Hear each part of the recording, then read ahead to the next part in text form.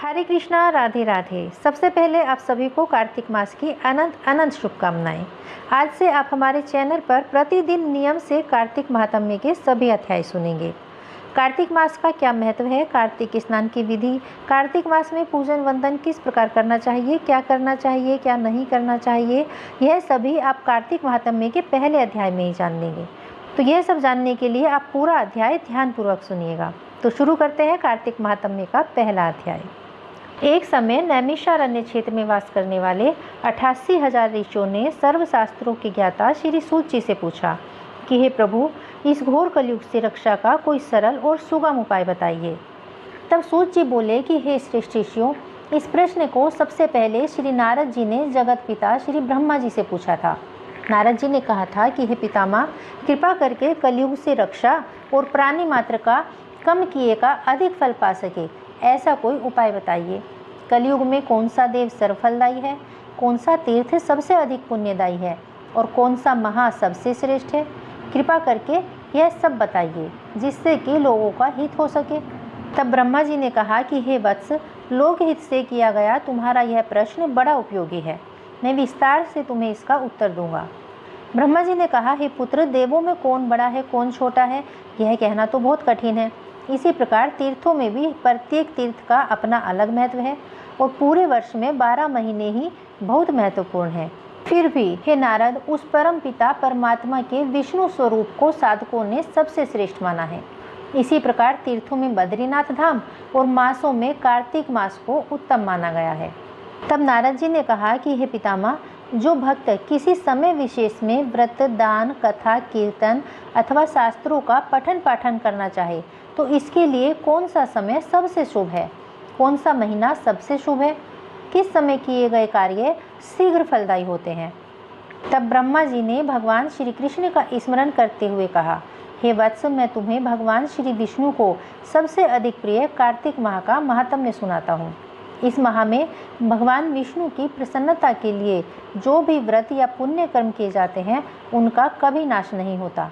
इस माह में जो मनुष्य भगवान की पूजा अर्चना विधि विधान से करते हैं और पूर्ण श्रद्धा युक्त होकर जप तप व्रत कथा श्रवण और दान पुण्य आदि करते हैं, वे परम पद के अधिकारी हो जाते हैं। हे वत्स, कार्तिक जैसा माह, गंगा जैसा तीर्थ, सतयुग जैसा युग और वेदों जैसा दूसरा कोई शास्त्र नहीं।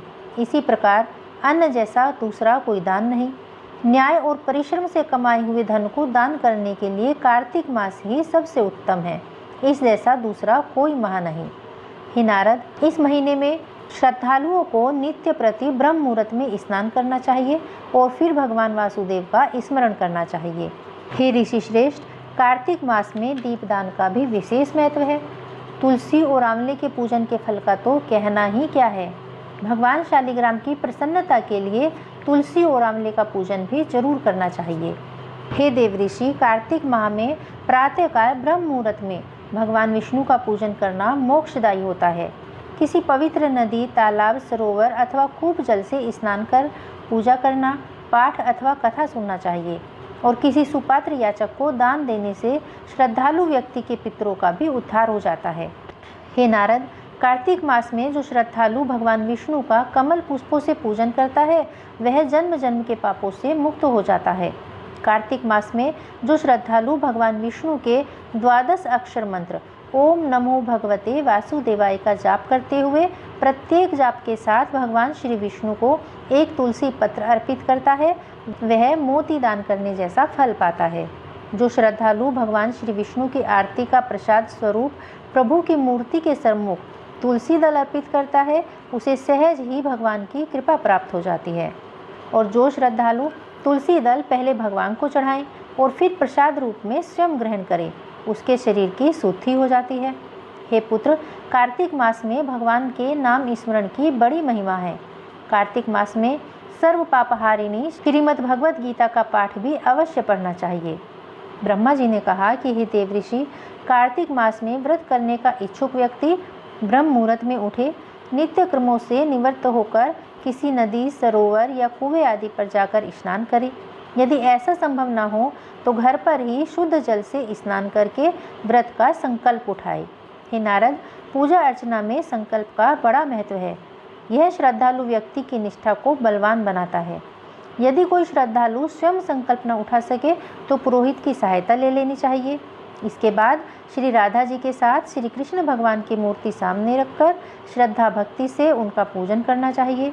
सबसे पहले श्री राधा कृष्ण जी का ध्यान करें, उसके बाद उन्हें आमंत्रित करें, फिर चरण पखारें, आचमन और स्नान आदि के लिए जल अर्पित करें, फिर वस्त्र, तिलक, पुष्प और अक्षत चढ़ाएं।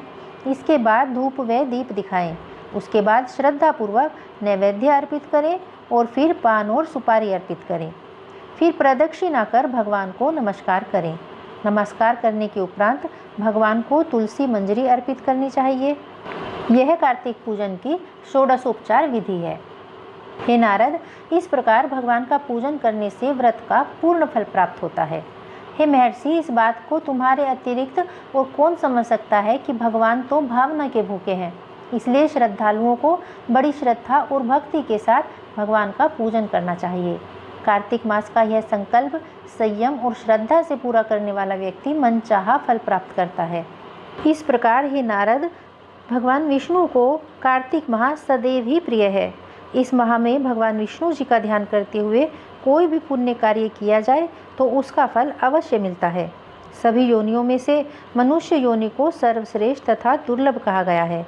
इसलिए प्रत्येक मनुष्य को कार्तिक माह में पुण्य कर्म जरूर करने चाहिए, क्योंकि इस माह में सभी देवतागण मनुष्य के समीप होते हैं।